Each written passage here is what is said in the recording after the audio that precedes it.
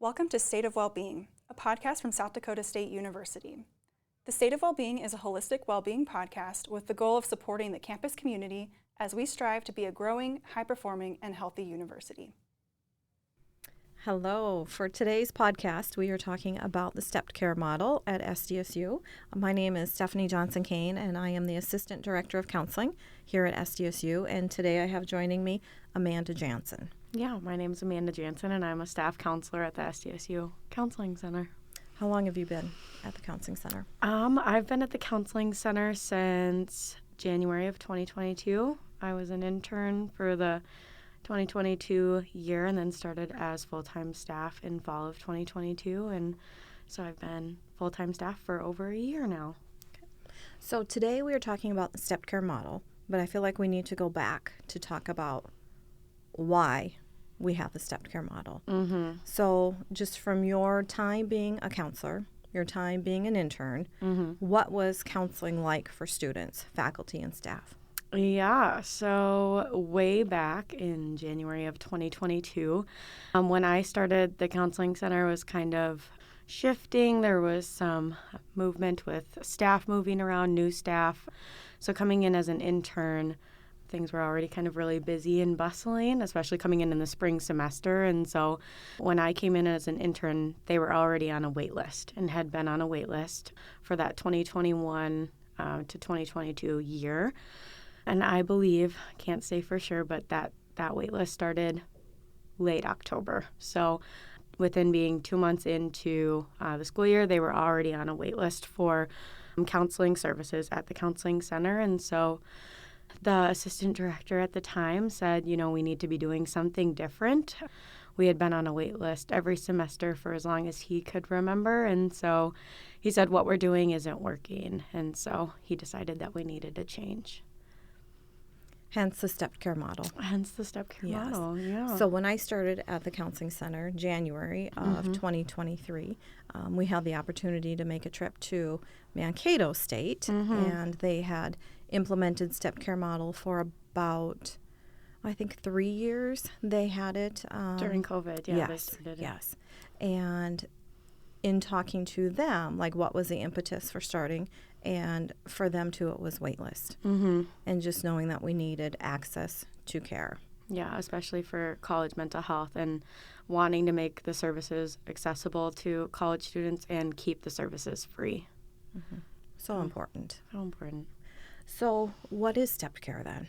So we often talk about stepped care this and stepped care that, but for students, for faculty, for staff who've heard it, what is it? Yeah, the stepped care model is all about just increasing accessibility to mental health services for students on SDSU's campus. And so the stepped care model, when it originally came to us, it was kind of in the shape of stairs. We've kind of changed that model a little bit and turned it into kind of more of a circle. And so it focuses on more of episodes of care versus kind of long-term care over, several years or several semesters. So the stepped care model really focuses on each individual student's strengths. So when a student comes in for a screening, which I'll talk about in a little bit, they meet with the counselor that same day, and we're able to kind of, assess what are their strengths, where are they lacking resources, where do they really need assistance right now. What we were doing in the past when a student would come in, every student was treated the same. You would see maybe an intern or a student worker for a client consult, and then you would be put into individual counseling with a counselor. And that's how our caseloads filled up so quickly, because every student that walked through that door, they were going on somebody's caseloads. And what we've kind of found is that not every student needs that individual mental health counseling. Yes, some students definitely do, and those students will still receive those services, but not every single student needs that. Some people just need some different campus supports. And so that's kind of step one on the model. So talking about campus supports, maybe they need to be referred to TRIO or disability services, or they need assistance with their financial aid. So everybody needs those services or should have access to those services, but that's not our role specifically at the counseling center. Our role is to provide that mental health therapy. So we want to get people pointed in the right direction. And so that's kind of our first level. Some people just, maybe come in as a freshman and they're like, I don't know where to go for this. And that's when we can help them and direct them to those campus supports. The next step on the model is going to be peer supports, right? So we also have a lot of students who may come in, and again, they might be a freshman or sophomore, even junior and senior, and they're just feeling really not connected to campus, right? And so our goal then is to try and get them connected with other peer supports where they can potentially make those connections. So maybe it's them joining a fraternity or a sorority, or getting involved in housing and res life, or like GSA, or something like that, and just getting them involved in like a group on campus, because there are so many groups, and I think sometimes students don't always know what SDSU all has to offer. The next step on that model would be guided self-help resources, which sounds kind of, I don't know, maybe overused, but us at the Counseling Center, we have come up with a list of evidence and research-based mental health resources that, let's say we have a student come in who has a really, really busy schedule and they maybe can't make that time to see us once a week. We could potentially give them a resource that they can complete on their own outside of counseling, because sometimes, we know students are busy. They have jobs and families and relationships in school. So the next step on the step care model would be wellies, which is our take on workshops, because students don't like the word workshop, so we changed it to wellies. Wellies are not necessarily group counseling. They are more psychoeducation-based information on mental health-related topics, for example, anxiety or fighting loneliness, or ways to have, a sort of communication with their parents or peer support, or faculty on campus. And so we ran those in the fall, and we can talk a little bit about that later too. But those are just some of the wellies that we've been doing. And those are, like I said, more psychoeducation based. Sometimes they're a one and done, or sometimes they're 3 to 5 sessions for the wellies. And so kind of keeping it short, it's not necessarily group counseling, but it's more based on psychoeducation. After that would be our group therapy, so that we have a couple different kinds of groups going, but the 2 groups that we ran in the fall were surviving families, and then we did an art therapy group, which were both really successful. And our groups are kind of always changing, and we're always trying to help meet the need of students. So we'll have some more groups running here in the spring.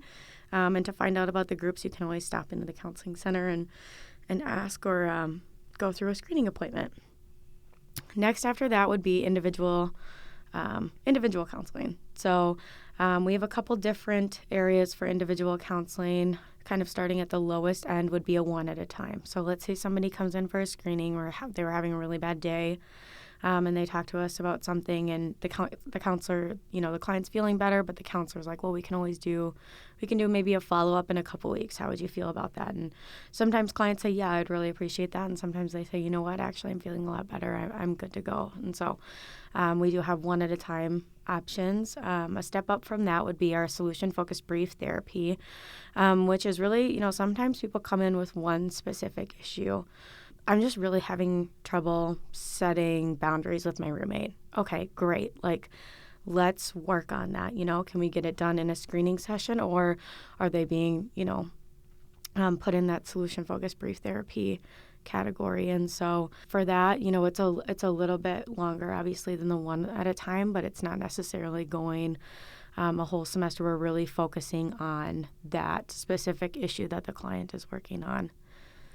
A step up from that would be our short-term individual counseling. And so that is just like regular counseling that we were doing in the past.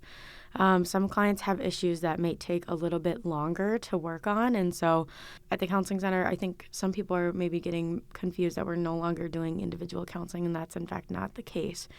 We had a lot of people on our caseloads this semester at the counseling center, we're just not necessarily focusing on those long-term issues anymore that might be out of our scope of practice. And so then we would kind of transfer into our community and long-term referrals. So if we had a student who came into the counseling center for a screening appointment and they said, I would like weekly counseling every single week for the rest of my college career, we can no longer be that for that student. And the reason for that is that's how or why we were ending up on having a wait list every single semester starting in October, sometimes even September, was because we were seeing students for such a long-term period of time. And so that's not to say we're not helping students, we're not providing that mental health support. It's just saying for people who know that they want that more long-term support, we are helping them find and establish care in the community. And so that's when, we would have that conversation with that student if there are financial reasons or emotional concerns or whatever it is about being referred out into the community. We will work through that with that student. And if those fears aren't overcome in that first session, then we can meet them for a one at a time or a follow-up and just say, okay, here's what we can try, and I want you to go and try it and come back, right? And with those community referrals, that's not to say that they can't still utilize the counseling center, right? For example, somebody could be seeing somebody in the community but hear about a group that we're doing on campus and say, that sounds like that would be really helpful to me. Well, we would love to help, provide you that resource, right? And so the community referral is kind of that last-ditch effort if we really feel that we cannot best serve that client. If they have extensive trauma and would benefit from more EMDR or brain spotting or somebody who's a trauma-informed therapist. That's not to say we don't work with trauma, but maybe they're better suited to see somebody in the community because we don't want to, make that connection and build that rapport with that client to have them, to have to say, I'm sorry, it's the end of the semester, we got to wrap up or whatever it may be. And so we're really trying to serve the students the best we can. Our last step on the wheels, our least used support, which is good, but it's acute and crisis care. So we do have after-hour care here at the counseling center. We do have a counselor on call 24 hours a day.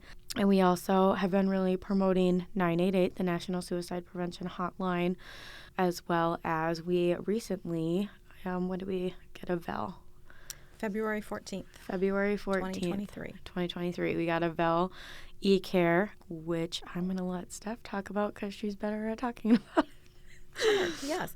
So that last step that Amanda was just talking about, the crisis care, we partner with VEL e-care. VEL is a crisis and de-escalation service that is offered to students on campus.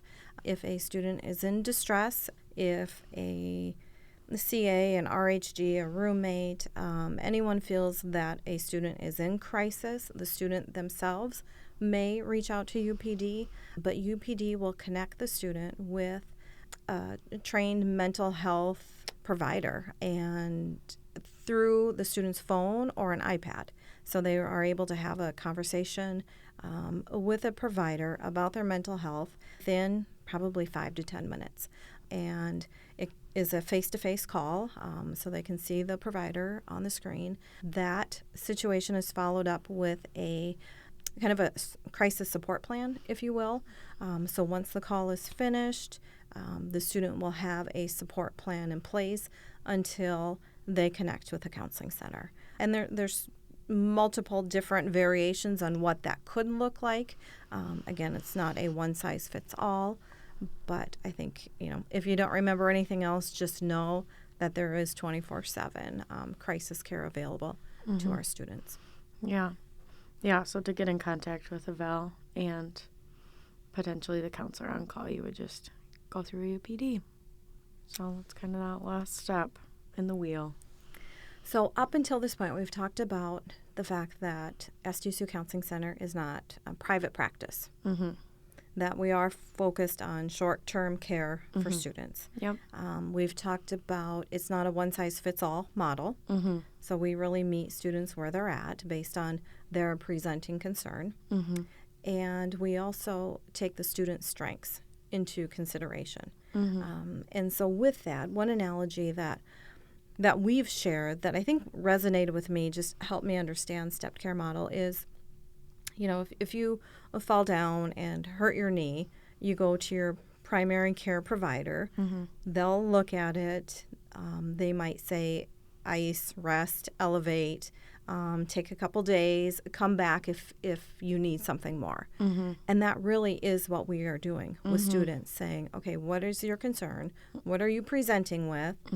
Okay, let's try these things, whatever these things might be. Go try. We know that you do have strengths. See what's working. If it's not working, come back. Let's reassess. And I think that's so important for students to understand that they do have a lot of the answers, if you will, and we are there to help guide them. But again, every student's situation is so different. We need to be able to provide resources based on what the student needs. Not everyone coming in gets the same exact outcome. Well, and I mean, based on that scenario that you just said, if somebody comes in and their knee is broken, your primary care physician doesn't treat that broken knee. And so in that case, they're referring out and we're doing the same thing. And so SDSU is such a large population, and there are 6 of us counselors. And so 6 of us serving the whole population of SDSU, we want to make sure that we can get everybody through the door, because it is not fair to have, I don't even want to, a lot of students on a wait list waiting for services. It's not fair to them. It's not fair to us as faculty, because we feel that as well, The counseling center has not had a good reputation on campus. We hear it we're still hearing it from faculty and staff, especially because, step care has only been we implemented it in July of 2023. And so we've only been doing it for 6 months. And so we're still hearing, they're on a wait list and you better get in now if you want to see a counselor. And we have not been on a wait list once this semester. So not a wait list. Not a wait list. That is huge. So we've talked a little bit about stepped care, but how does it work? So talk me through, if you're a student thinking, hey, I think I want to reach out to a counselor, where do they start? What is that process? It's so easy. That's the easiest question. No, I'm just kidding. Okay, so if I'm a student, it can range anywhere from, I'm having just a bad day. My boyfriend's being mean, or my roommate's not being nice, or I just failed an exam and I don't know if I'm going to pass my class. It can range from, A crisis to Z crisis. I would just walk through the wellness center doors and walk into the student health clinic. Walk right up to the front desk and say, I'm here for a mental health screening. That's it. We offer screenings every single day. We have 2 counselors standing by waiting to see students. And so we run our screenings every single day. They start at 8:30 in the morning, and then they go till 11. And then we take a small break for lunch, but we're back at 12:30, and then we go until 3. And so if you're wanting to see a counselor, that's the first step. It's literally, you don't have to make an appointment. You don't have to call. You don't have to do anything like that. If the clinic is open, you can walk in and say, I'm here for a mental health screening. Then what the front desk will do is provide you some intake paperwork. And so all students are provided the same paperwork. You can fill it out online or on a physical copy right there in the clinic. And so you just fill out the paperwork, which we allot 30 minutes for, typically, for students to fill out that paperwork. Some people get it done in 5 to 10 minutes. Some people, it takes them a little bit longer. And then you bring it back up to the front desk and they say, okay, the counselor will be out to see you soon. So you sit in the lobby. You shouldn't have to wait longer than 5 to 10 minutes unless we're really, really busy with screenings, which I think has only happened a couple days this semester. I think there was 2 days where we were really busy, but counselor will come and get you and take you back to an office, and then you get a counseling session that same day. So those sessions, we typically plan on spending about 30 minutes with the student. If a client is really in crisis, we will it turns into more of a triage, and then we can spend more time with that student. But ideally, those screening sessions are looking 30 minutes, and we really just go through their screening paperwork with them and say, what are you struggling with right now? Like, what would be your goals for counseling? Have you been in counseling before? This is what it would look like. Kind of going through the step care model, just so that students are informed of what they're getting into, right? Because if I say, here's what we're doing here at the counseling center, and they say, well, no, I'm really looking for long-term counseling. Well, I don't want to waste that student's time any more than I have, right? And so then it's going through and finding them a community resource, making sure they have insurance and setting all that stuff up. So, so just really walking in, and then you'll be seen the same day.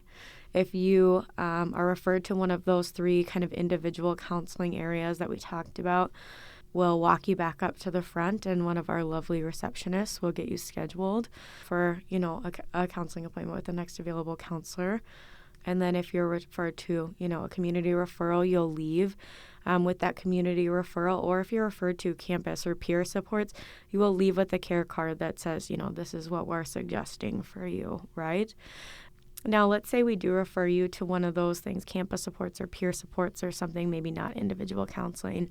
And a couple weeks later, something comes up again or something new comes up, you can always come back into the clinic for what we call a rescreening. And so whether that's the day after your appointment, like let's say something terrible happens or something like that, you can always come back in. And so the rescreening paperwork is a lot shorter. It's 1 page compared to our however many page intake, but the process is the same. So you don't call the clinic, you just come right in for a screening. And so you just say, I'm here for a rescreening. Again, they'll just take down your name and then fill out some paperwork, and then you'll see a counselor again the same day. And so I think that's the biggest thing, for faculty and staff and for students, is that, if you're concerned about a friend or you're concerned about a student, like just send them to the counseling center and they can meet with us and they can literally say, this was really therapeutic. Thank you. I will never come back here, or they can say, oh, awesome. I'm going to get hooked up with a counselor and get my needs met that way, and so we try and meet the student where they're at and just kind of figure out what they need. So, yeah. And we have had faculty, staff, coaches walk students over. Mm-hmm. So that is incredibly helpful. Mm-hmm. So many this semester, yeah, which has been really good. So hopefully this is another way we're getting the word out, right? So I have noticed since we started Step Care, I feel like we are better able to provide outreach to campus, to faculty, to staff, whether that's classroom presentations, if it's the workshops, the wellies that we're taking out, spending time with the Greek community. I just feel like we have time now to do more. Yeah, we have a lot more time. I would say overall our staff is a lot more relaxed. I know at this time, well, not this time last year, probably this time all of last year, my caseload was over 55 clients, which doesn't necessarily seem like a lot, but in my 40-hour work week, you minus 10 hours for meetings and admin time, that's only, 30 hours a week. Then we have supervision and all of those things. So ideally, you're seeing about 20 to 25 clients a week. And so I was well surpassing. If somebody had to reschedule or something, I wasn't seeing them for 3 more weeks because that was the next time they could get into my schedule. And so the highest my caseload has been this semester is in the 20s. Almost cut in half. And so we have a lot more time to be intentional with our students and really get to focus on them and spend time outside of session, saying, okay, I have this client with these issues and doing research and making sure that we're really providing the best care possible to our clients, right? And so yeah, we also have a lot more time to go to classrooms and to get our faces around campus and to spend times with, athletic teams. And yeah, we've gone to a couple of the fraternities and just to be in the classrooms and have people, take our care to people, right? Because, at the end of the day, mental health is still really stigmatized. Unfortunately, but it is. And so even if we can bring a really short welly to, a first year seminar or something like that and just get them familiar with our faces and, make them comfortable with us, say, oh, they're not so bad. I could walk into the counseling center and feel comfortable seeing one of them, but it's given us a lot more time to do that outreach. And I think that's something that we enjoy and makes our jobs better, right? So the colleges that we've talked to that have implemented stepped care have told us it takes 3 years to get the system down. So we are 1 semester in. Yeah. What's next for stepped care? Well, our step care committee is still alive and well. We are still constantly trying to makeshift the things that we're doing. We're still we're working with our intake form. Do we need this much information in an intake session, especially if they are referred to individual counseling, and then they're maybe re-going through all of this information. And so we're constantly looking at what can we be doing better. Wellies, like I said, this semester were not a hit. And so I know that's been a heavy conversation with our staff in the clinic at the end of this semester. Like, why weren't wellies successful, right? Like, yes, students don't want to go to a workshop, but we can't always just be providing, if we're just providing group counseling and individual counseling, we're going back to what we were doing before. And so what can we do? Do we need to bring these out? Do we need to go tabling in the union? Do we need to go to the classrooms? Do we need to get in front of the, athletic teams? Like, where do we need to go to reach the student population? And so, yeah, we're always taking suggestions. We try to talk to other campus partners. We've talked to, athletics and Greek life and, student affair, people in charge at student fairs, and try to make sure, what are you hearing? What do we need to be doing differently? And where can we meet students where they're at, right? And so I think part of it's pushing ourselves out of our comfort zone. Like, we did the self-care fair at the end of this semester. That was kind of an impromptu thing a little bit, but I know we're working on doing some more programming because we really are trying to go to students, right? I think a lot of people don't even know that the counseling center is located in the wellness center, and so, maybe it's being in the union, right? That's where a lot of students hang out, or the library, or going to events. And then sometimes we go to events and they're like, oh, the counseling center's here, and then it's like, good, they're seeing our faces, they know that we're out and about and stuff. So I think we're just constantly trying to improve. I think we feel good about it. I think we feel like we're doing the right thing and moving in the right direction. I don't think any of us would go back to how we were doing it, but there are definitely some obstacles we still need to overcome, and finding different ways to advertise those wellies and the groups and things like that, so that people know what we're doing over at the counseling center. So would you agree or disagree? Is mental health a responsibility of the entire university or just the counseling center? It's a loaded question, but it's the responsibility of the whole university. We all have to do the best to play our part, right? It's the same thing with, trying to teach our students about, being responsible and safe drinking, and all of us are responsible for the students that we send out into the world, right? All of SDSU. And so we want to make sure that they're okay. But I think now more than ever, it's so easy for faculty and staff to just say, why don't you just go over to the counseling center? Well, I don't know where it is. Okay, let me walk you over there.